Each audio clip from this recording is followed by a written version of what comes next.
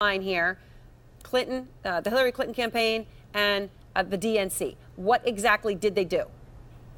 Well, I mean, they have a lawyer, and that lawyer went about looking to hire research firms. One of the firms that they hired was this company in Washington here called Fusion GPS. Fusion GPS, in turn, subcontracted out to Christopher Steele, the former British intelligence officer, to help get information about Trump's relationships in Russia.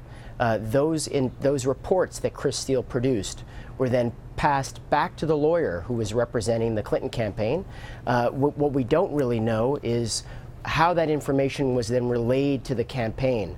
Our understanding from talking to people who are close to the matter is that those actual Steele reports were not directly handed to the campaign. So we don't really quite understand how the information was passed, who got the information, right. And we, obviously we want to know, what they did with that information after they received it.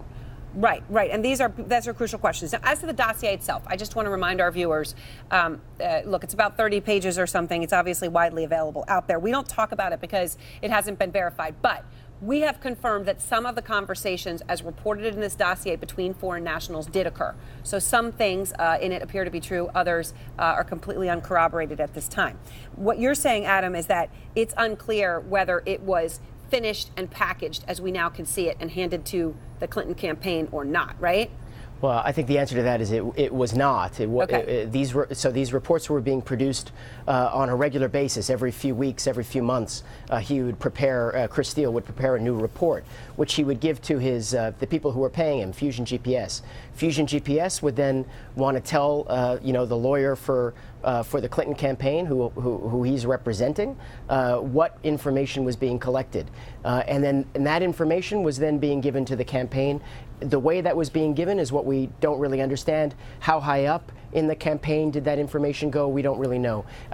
But like you said, the point is that much of what Steele said, or at least some of what Steele said, is not that different from what the intelligence community later discloses in January, which was an effort by, alleging that the Russians were working to try to help Trump.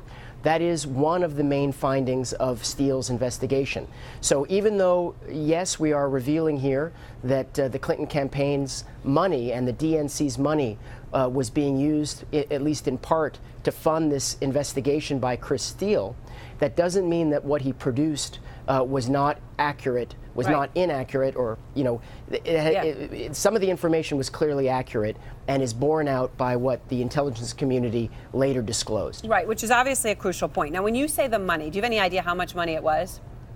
No, the people we talked to wouldn't tell us. They told us that the amount of money paid to Fusion GPS was shared between the campaign and the DNC. But we don't know what the dollar figures are, and we don't know exactly how that was broken down between the two organizations.